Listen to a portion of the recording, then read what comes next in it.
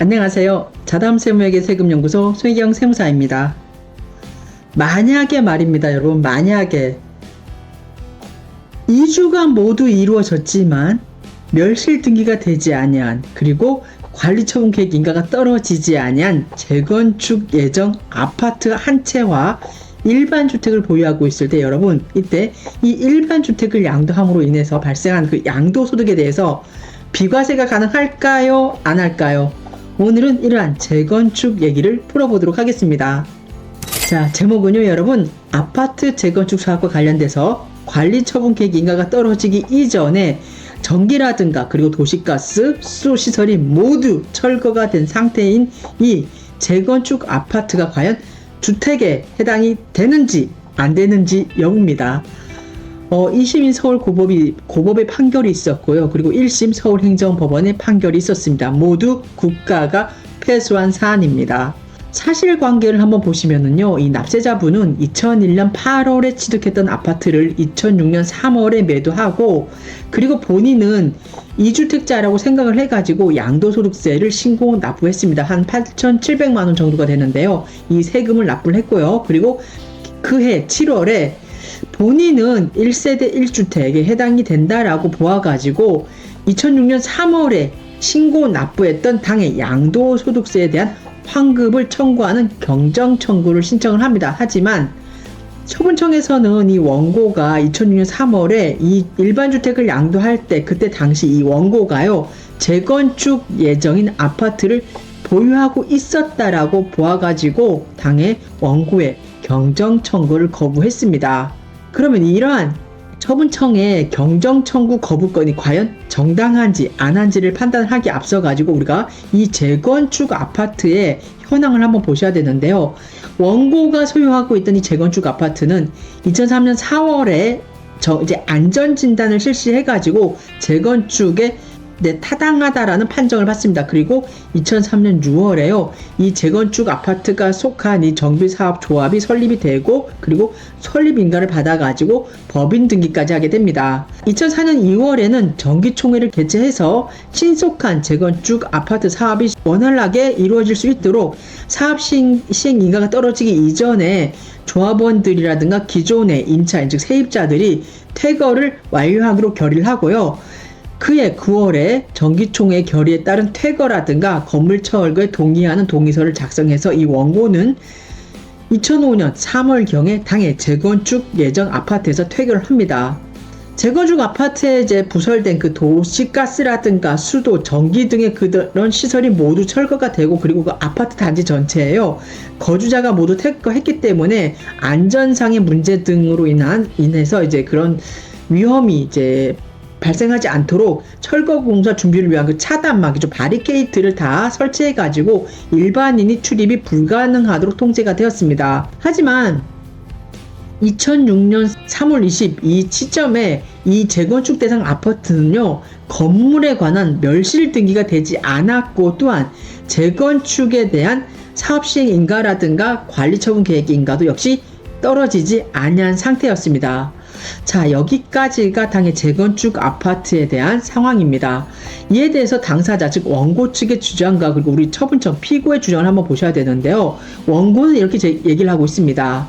당의 재건축 아파트는 안전진단 결과 위험하다는 판정에 따라 가지고 전부가 퇴거를 해서 사실상 폐가 상태에 있었기 때문에 주택으로 볼 수 없다. 그렇죠. 전기라든가 도시가스, 수도가 모두 철거가 돼서 주택으로 사용할 수가 없잖아요. 그리고 당해 재건축 사업에 따른 관리처분 계획 인가가 있기 전이기 때문에 당해 재건축 예정 아파트는 조합원 입주권으로도 볼 수가 없어서 우리가 1세대 1주택 여부 등에 대한 판정을 할 때 어떻습니까? 우리 조합원 입주권에 대해서는 어떻습니까? 관리처분 계획 인가가 떨어지면은 주택수에 산정을 하잖아요. 근데 관리처분 계획 인가가 떨어지지 않아 조합원 입주권으로 볼 수 없기 때문에 원고에게는 양도했던 일반 주택 하나만을 보유하고 있기 때문에 1세대 1주택에 해당된다는 게 원고 측의 주장입니다. 그리고 피고는요, 무슨 소리냐, 맞다, 재건축 주택은 관리처분 계획 인가일을 기준으로 해가지고 조합원 입주권으로 변환이 되면은 주택수에 산정하는 것으로 보는데,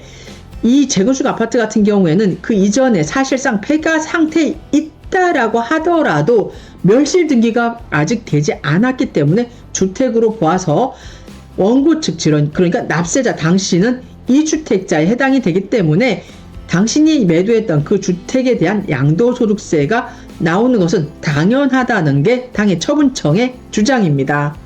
이에 대해서 우리 고등법원 그리고 서울행정법원은요 다 똑같이 판단을 한 겁니다. 즉 국가가 패소한 걸로 판단했는데 그 내용은요 이렇습니다. 여러분, 우리가 주택이라고 하면 공부상 그 용도를 봐서 판단을 하는 게 아니고 사실상 상시 주거용으로 사용되는 건물을 우리가 주택으로 하는데 실제로 입주해서 생활할 수 있을 정도의 구조라든가 시설, 그러니까 도시가스라든가 수도, 전기가 갖추어져야 된다는 게 갖추어질 것을 요건으로 하고 있습니다.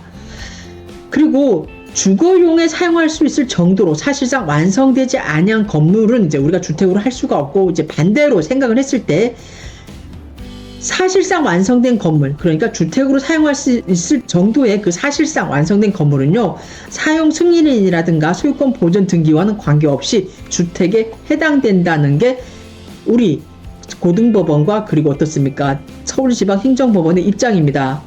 이러한 법리에 따라 가지고 기존 주택이 공구상 멸실된 것으로 등재되었는지 여부에 관계없이 물리적으로 완전히 철거가 된 경우는 아니지만, 이제 완전히 철거된 경우는 물론 이제 완전히 철거되지는 않았지만 당의 건물이 이 사례처럼 더 이상 주거로서 사용하지 않을 의사에 의해서 주거용으로 사용함에 있어 중요한 구조 부분이죠. 전기, 수도, 가스 시설 등이 제거가 되고 이러한 상태가 계속적으로 유지가 되고 있는 경우라면 당의 재건축 아파트는 주택으로 볼 수 없다는 게 재판부의 입장입니다.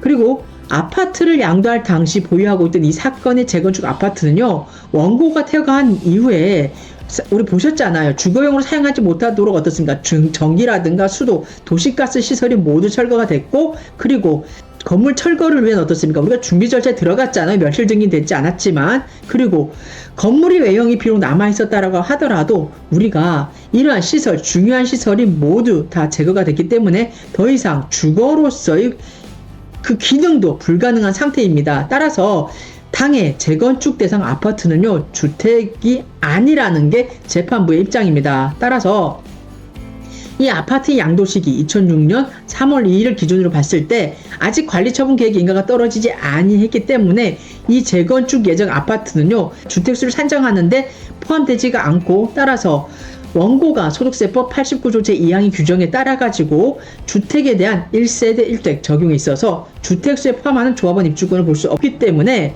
어떻습니까? 원고가 매도한 이 일반 주택의 양도는 1세대 1주택 비과세 대상에 해당된다는 게 고등법원 그리고 서울행정법원의 내용입니다.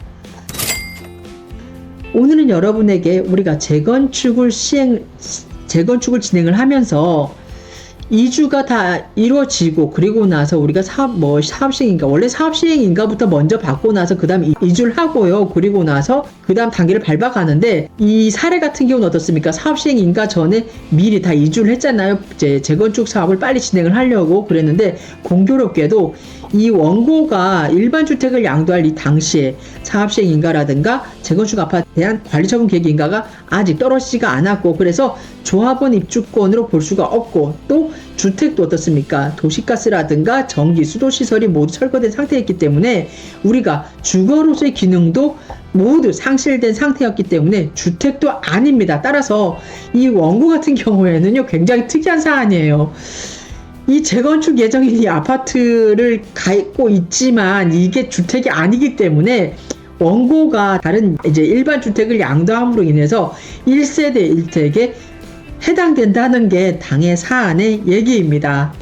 자, 오늘은 우리가 재건축을 진행을 하면서 발생할 수 있는 사안 중에 약간은 좀 특이한 건이에요. 특이한 건인데 어떻게 보면 굉장히 원고에게 유리한 사안이죠. 그래서 우리가 항상 상황은 그런 것 같습니다. 재건축이든 어떤 재건축이 아닌 뭐 다른 일반적인 상황이든 항상 어떤 그 경우에 따라 가지고요 세금이 부과되지 아니하는 그런 굉장히 유리한 상황이 여러분에게도 발생을 할 수 있다는 것을 제가 오늘 짚어드리고 싶습니다. 그래서 오늘 이 사안을 여러분에게 소개시켜 드렸습니다. 만일 여러분이 보유하고 계신 그 아파트나 뭐 빌라라든가 이런 게 재건축 대상에 해당이 된다. 그리고 여러분이 갖고 계신 다른 일반 주택, 2주택자였는데 다른 일반 주택을 매도할 때 만일 여러분이 이러한 사안과 결부되는 게 있다. 그러면 여러분 이 사안을 토대로 해가지고 많은 혜택을 받으시기 바랍니다.